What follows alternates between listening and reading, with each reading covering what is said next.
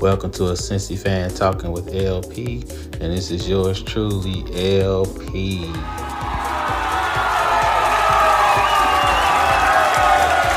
gotta love it. You gotta love it. You gotta love it.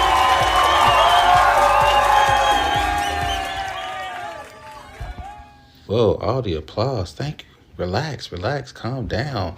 I know we're all excited. I get it. LP is back. Let me be the last one to tell you this. Happy New Year. You feel me? Happy New Year again. I, it's it's January 25th, 26th, or whatever. It's late January when you're listening to this. Hopefully, I should be the last person to tell you Happy New Year. That's how it should be. If somebody telling you Happy New Year after this, it's crazy. They should be talking 2026. I'm just saying. Hey, welcome back to the pod, first one of the year. Got started a little bit late. I'm not gonna lie to y'all. Old people problems. Like I'm about to pod up and then like I just pass out and fall asleep. Like real narcoleptic type stuff. You feel me? Like I'm on that. And then I had the whole issue with the mic stuff. Had to get the brand new mic. Loving it. But yeah, between passing out and needing a new mic, it's been hell trying to get this out. But we here. So welcome back to the pod. And what a wonderful time. The Bucks, the Ohio State University Buckeyes, come through championship number 9. You best believe your boy LP is already suited and booted with the hoodie, with the gloves, with the shirt. And look, I've been on some real troll stuff. And I thought I would be going harder, but I haven't. And we're gonna talk about why. Sports really be life, y'all, for real. Like one of the things I like about sports more than anything is that it's one of those things it's like a mirror of everyday life. It really is. Some people aren't really into sports, and I get that too. That's why my podcast is kind of like intended for uh an eclectic amount of type of people. You feel me? But I've always felt that sports is the best way to interact with everybody. Even if you don't really like sports, there's certain aspects about sports that you can take with your everyday life. Plus, it's like the last place on earth where you can interact with all different types of people, and you don't have to worry about their you don't have to worry about offending somebody because they might like somebody else as far as the political spectrum and stuff like that. When you have your squad and you like a certain team, that seems to transcend everything. And I know this because on my Twitter feed and my Blue Sky feed. Oh, by the way, check your boy out on Blue Sky too. Same as on the Twitter, a Cincy fan talking on Blue Sky. Check me out. Zero followers right now. Just started up, but I digress. First off, I thought I would be trolling a lot more, but I haven't been. Now, at school, I did give extra credit to all of the kids that helped me troll the Go Blue fan that's like right underneath me. I'm on the second floor, he on the first floor of school. So we definitely called him up and yelled OHIO right into his speaker. Found it hilarious. He chuckled and chuckled and chuckled. But for me, this is one of those titles. It's like, I'm so proud of what they did and how they overcame what they overcame that it's kind of like it took the place of trolling people, which is absolutely weird. But I mean, a squad that's been to hell and back like this squad, you gotta appreciate it. I'm a Buckeye for life. I mean, this house, you come in here and you have three masters and you have three bachelors. All three of the bachelors are from Ohio State. Like, we live and breathe the Ohio State University. I mean, not to be sappy or nothing like that, but I don't think I would be where I am without the Ohio State University. Um, I met my wife there. I mean, I met, I guess you could say, baby mama, like the person I was with before my wife, and we had a kid at Ohio State. I met my wife. We had our kids, and I couldn't have my life without Ohio State. I got my first job because of Ohio State. Like, I mean, I'm in the trenches. Like, I got a scholarship from the Ohio State University. That's how I got on campus. So our fan base is nuts. Like, we are absolutely nuts. We are one of the only fan bases. I would say us, maybe Alabama, maybe Georgia. You have to win every game to please the Buckeye fan base. You lose one game, you might as well just burn the season. Heaven forbid you lose two games. And heaven forbid one of those losses would be to the University of Michigan, which it has been for the past 4 years. Now, you heard me come on here after Ohio State lost to Michigan in November. And you heard me. I talked about how I had to decompress, how I had to kind of talk myself off the ledge. Because I'm not going to hold you. I was with everybody else. We had the pitchforks out to get Ryan Day up out of here. And I'm not lying to you. Like, you know, on my pod, I keep it 100. I keep it 110. I keep it a buck 50. You know that. I had to talk myself off the ledge, and I had to like tell myself, this man has only lost 10 games as an Ohio State coach. He was like 66-10 at this point. Like, who else are you gonna find better than Ryan Day? And I had to let myself know, like, you know, Jim Harbaugh started off 0-5 against Ohio State. He got it together, got a ring, got up out of Dodge. Day has already won one. He's 1-4. So I'm like, you know what? Let's see what he does during the playoffs. And I encourage everybody to remember one thing. It's a brand new landscape. You lose to Michigan, it's not over. Back in the day, last year, you lose to Michigan, it's over. There's no college football playoff. You'll get like I don't know, a Cotton Bowl or some type of bowl that you really don't care about, but you act like you want to win. Then people leave, and then you have like half of a squad. All of that stuff. It's not like that anymore, y'all. And I encourage people to understand that. I'm like, let's give Ryan Day a shot. Let's see what he does on this first game against Tennessee. If he poops the bed, he might have to go. If they show some heart, let's rethink this whole thing. I said that. I was there when I said that. Lo and behold, they step up. And they have the run of epic proportions. And I told y'all, like, sports be life. You got somebody like Jack Sawyer who came back to beat Michigan, to win the Big Ten, to win a ship. Couldn't beat Michigan. Couldn't win a Big Ten title. But he stepped up. He didn't quit. He made big play after big play. Got the Buckeyes to the stage where they're at now. National champs. And that's the thing about sports. That's the thing about life, y'all. And that's what I appreciate about this Buckeye squad. Stuff happens to us. And, I mean, I feel like I can say this from experience. Like, it'll make you just kind of look up and go like, why? Like, why do I have to struggle like this? You feel me? Like, why does stuff have to happen to my family and my squad to the point where it's like, who really up there looking out for us? Like, do you only really care about certain people? And like I said, that's like sports and it's like life too. Because, like, when I say that we felt like that, like, I mean that, you know, when you really lose somebody so close, like, when you lose a kid, you're kind of looking up like, is anybody really up there looking out for us? Like, you really do have these thoughts.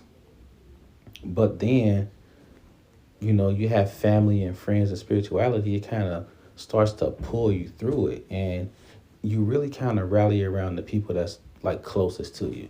You kind of shut out all the outside noise. And you know, the funny thing about it is after a while, there's really no outside noise.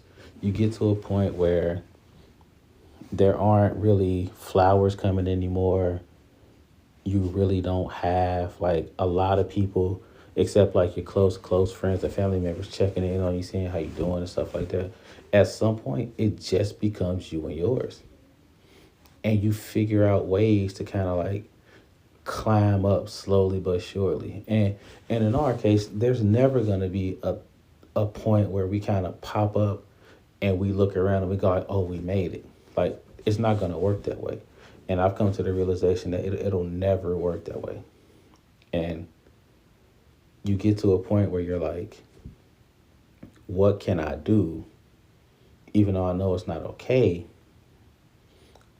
to make it to where I can keep going? And you have your family to help you with that. And you have like really small moments in life where you can kind of look at and go like, you know what? Maybe this new way of life will give me moments where it'll be okay. And I feel like from a sports aspect, I feel like that's what Ohio State did. Like the Ohio State loss to Michigan was soul crushing. And I'm being a little hyperbolic.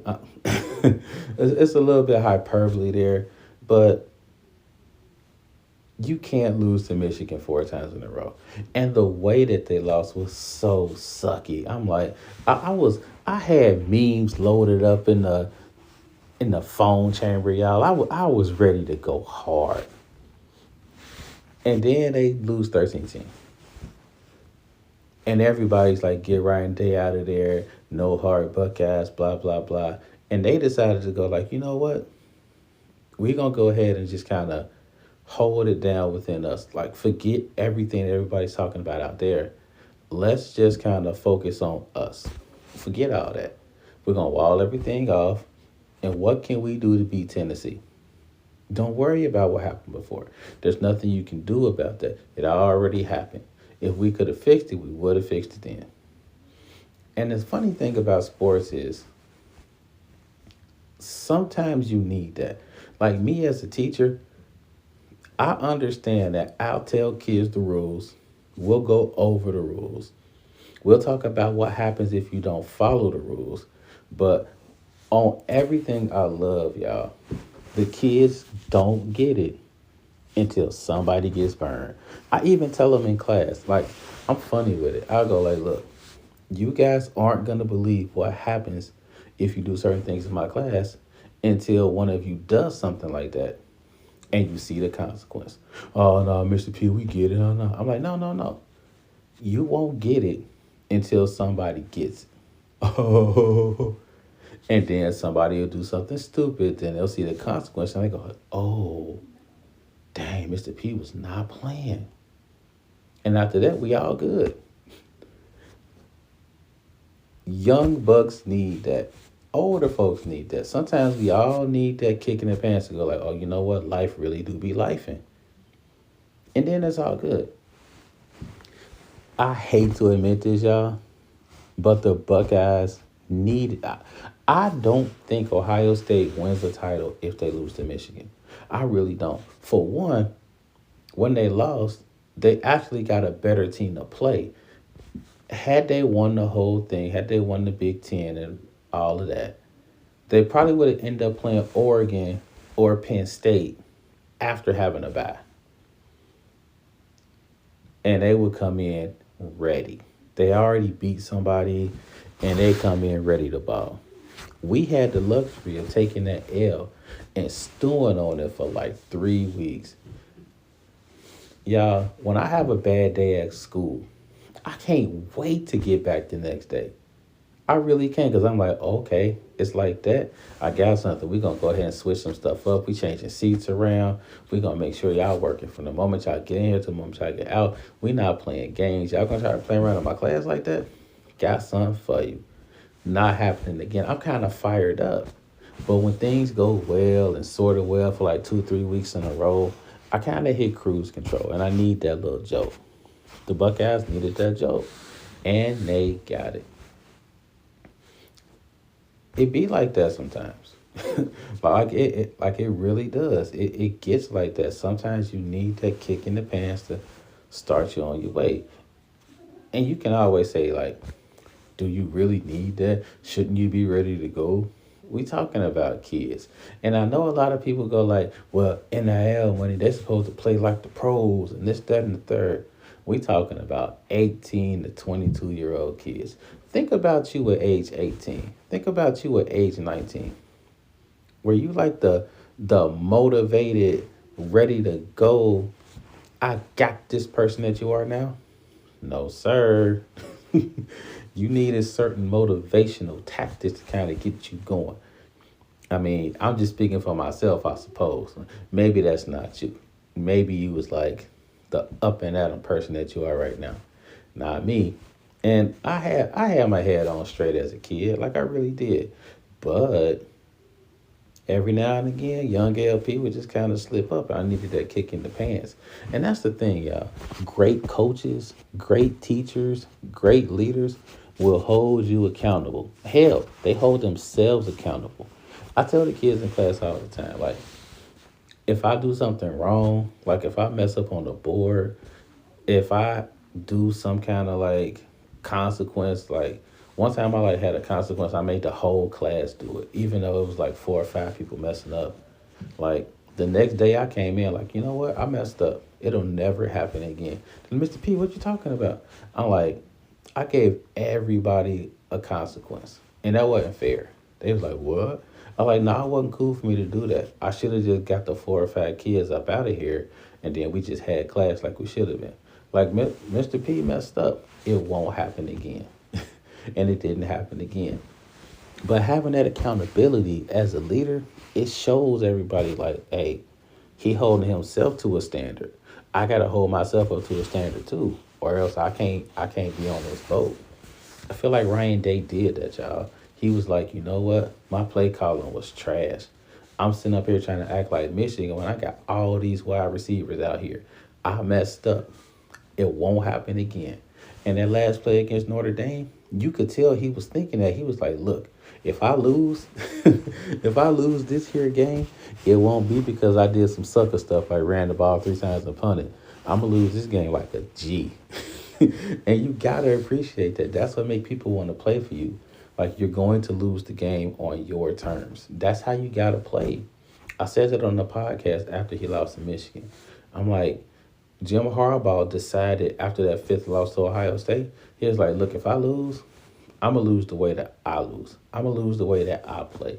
I'm not about to be safe anymore and shrivel up. I'm about to go out and ball. And if we lose, it won't be because I ain't trying.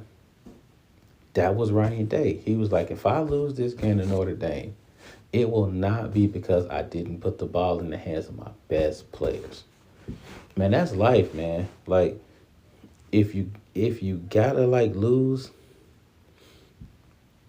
if you can't get your way, you gotta try to make a way the best way you know how. And the only way you can do that is by sticking with the stuff that you know. I mean, that's what I'm kind of learning in this whole life thing. Kudos to the Buckeyes. We got the Ohio State University sign on the garage door. We about to like put like flags in the little garden we got that say national champs 9 times. Like we really going hard.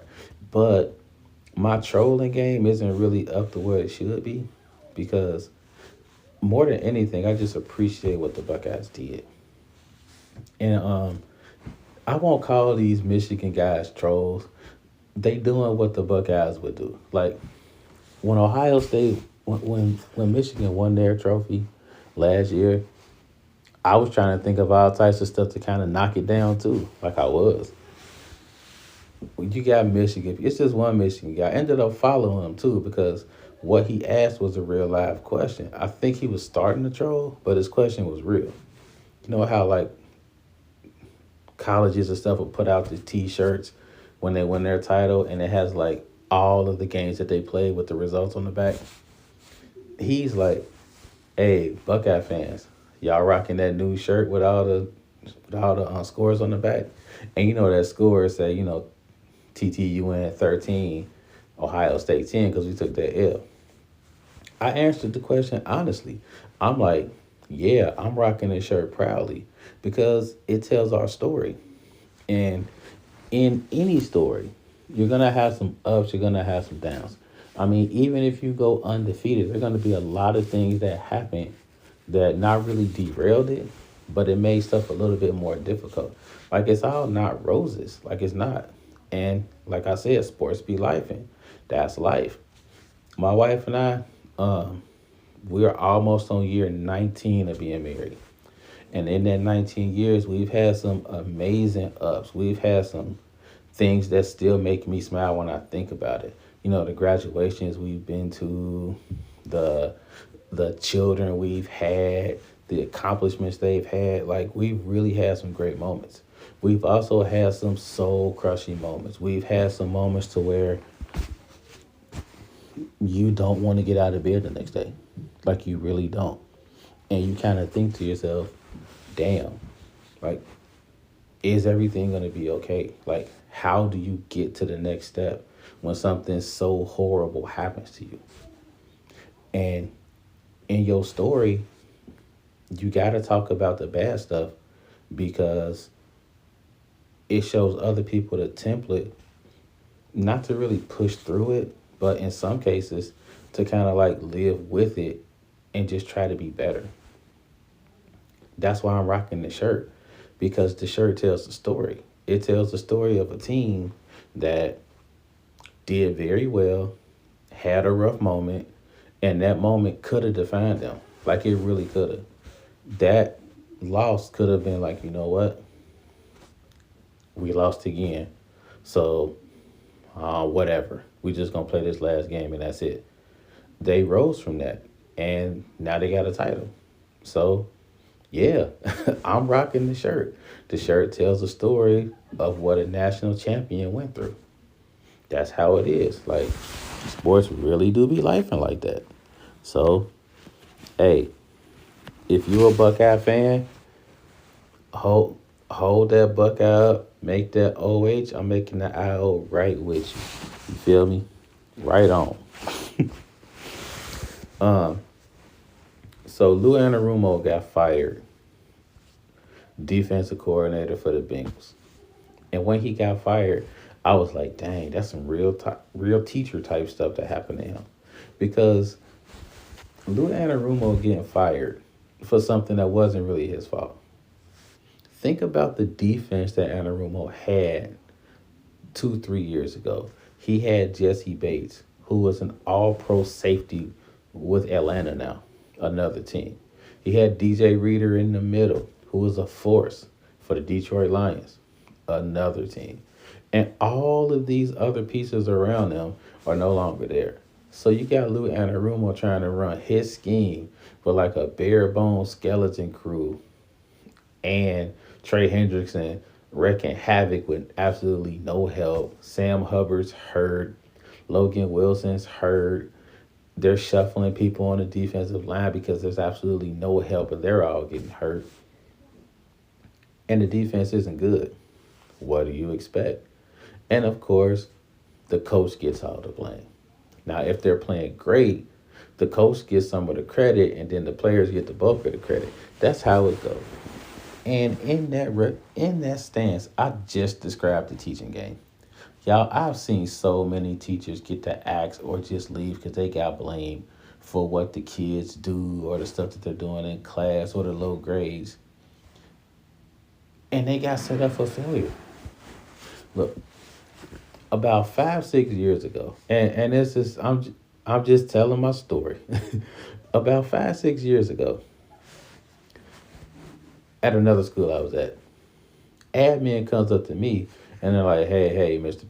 P, what we want to do is we want to mix up seventh and eighth graders in all of your classes.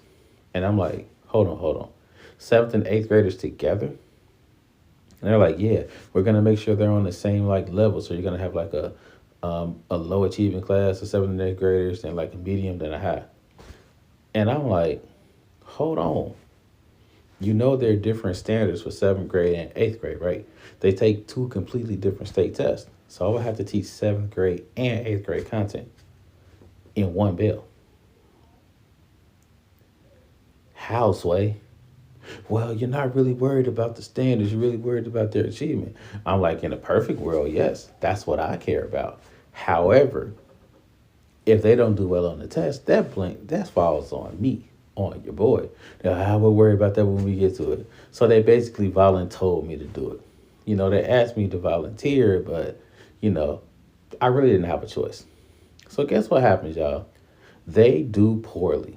Who would have thought it? This guy. And they come to me at the end of the year like, hey, your kids really did bad. I'm like, I know. I told you that.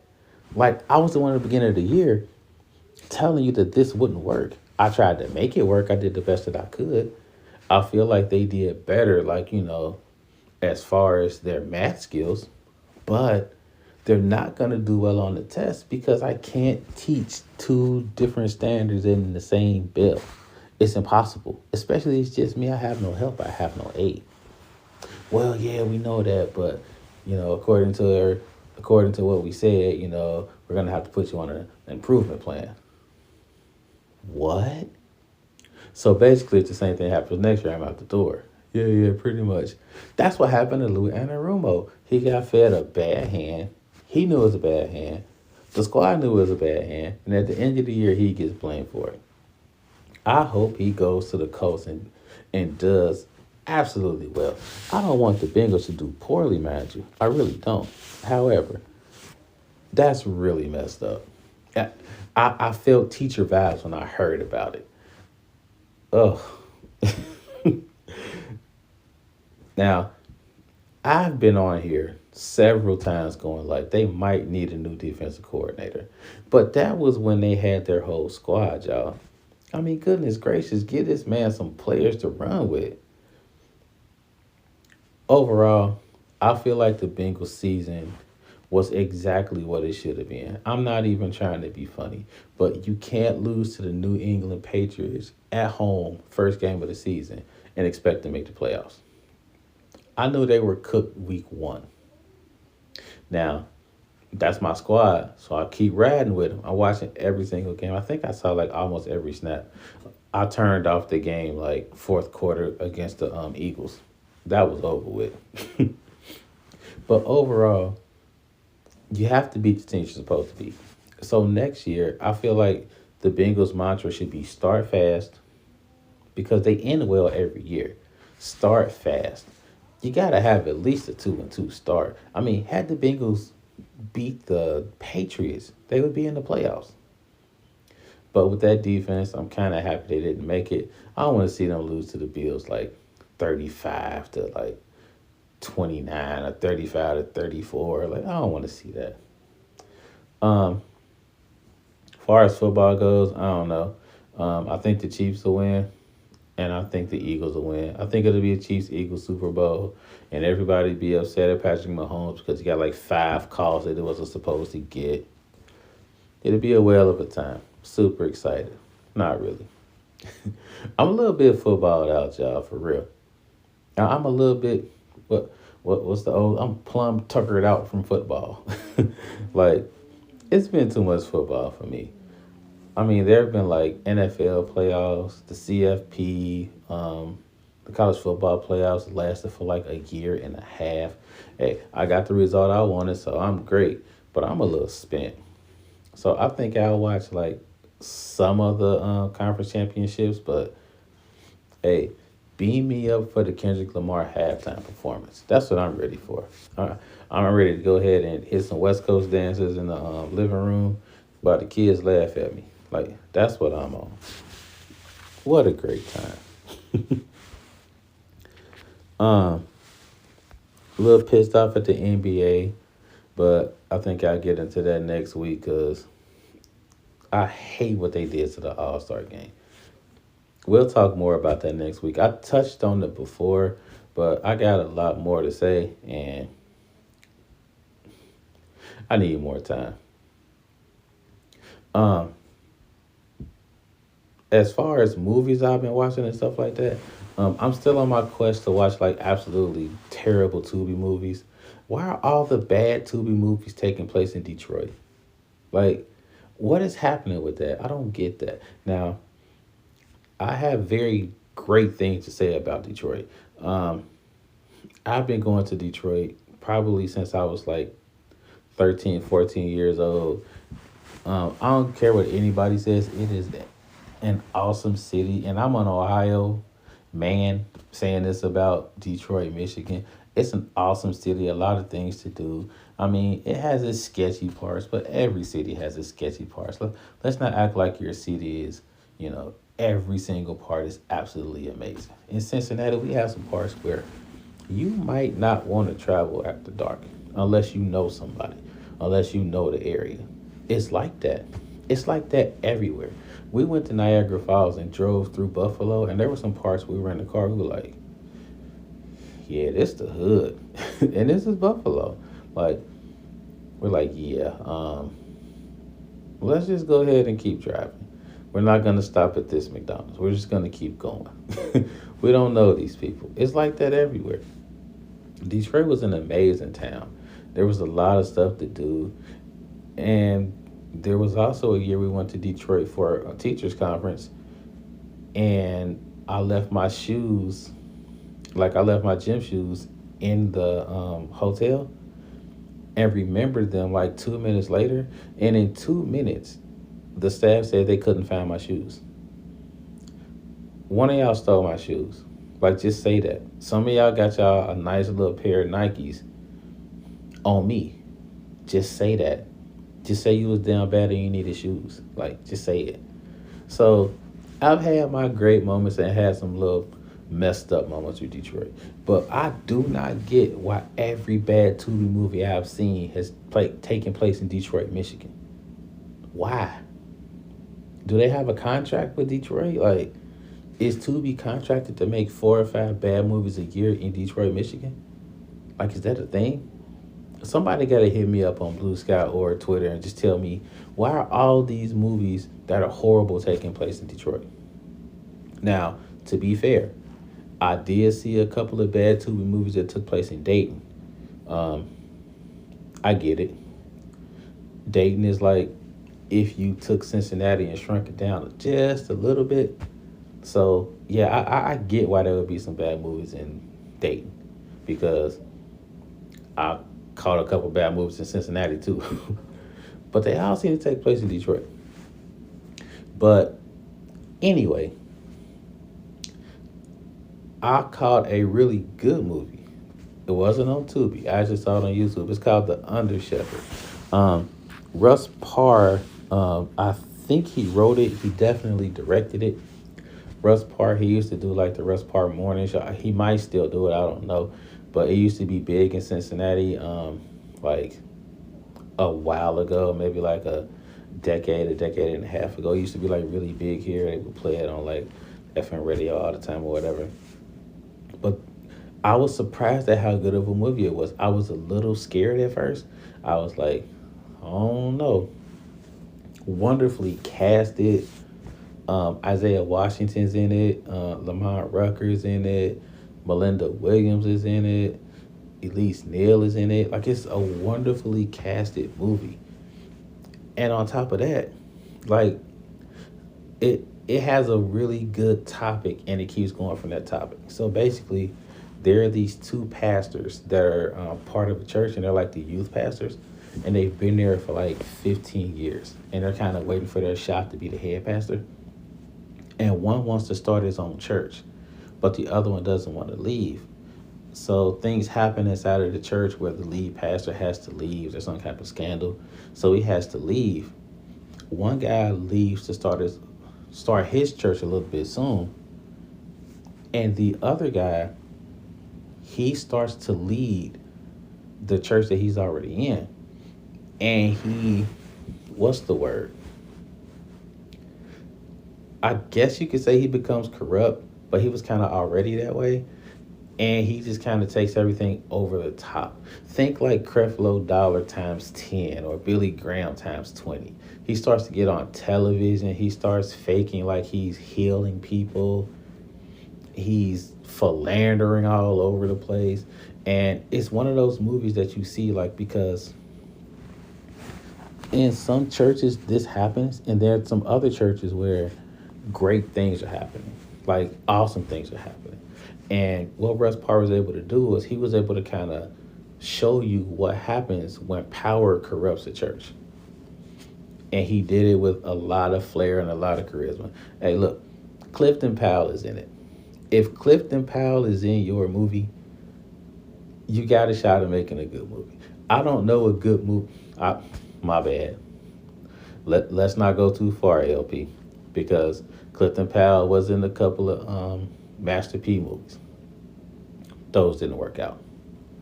But I would recommend The Under Shepherd. On the mic scale from 1 to 10, I would give this a solid 7 mics. It was pretty entertaining. So I would say check that out. Let me know what you think about it. Now I'm starting to waver on my Clifton Powell theory. Normally when he's in a movie, it's a pretty good. It's usually a hood classic. Like usually, he's had a couple of misses. They've been few and far between.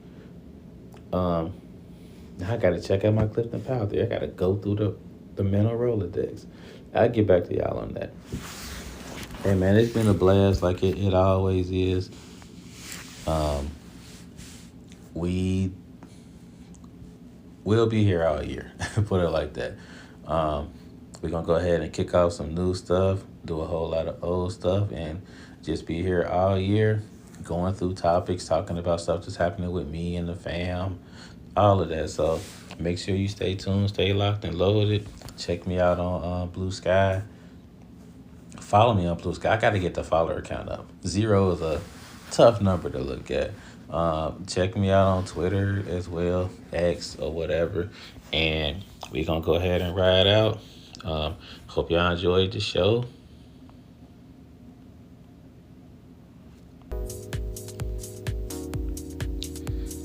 And that's the music. So that's my time. We are out. As always, life is good. Check out next week. Peace out.